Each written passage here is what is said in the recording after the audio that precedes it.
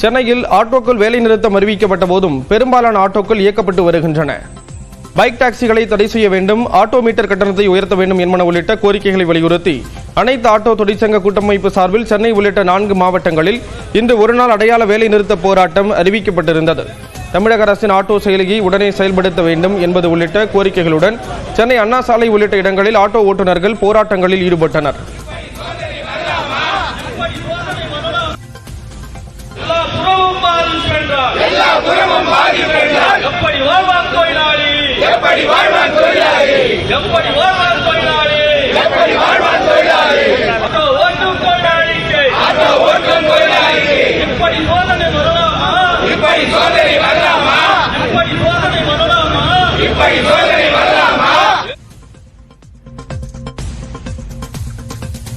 அரசு வல்லுநர்கள் ஏத்துக்கினாங்க, அரசு அதிகாரிங்க ஏத்துக்கினாங்க, பொதுமக்கள் ஏத்துக்கினாங்க, ஆட்டோ தொழிலாளி ஏத்துக்கினாங்க.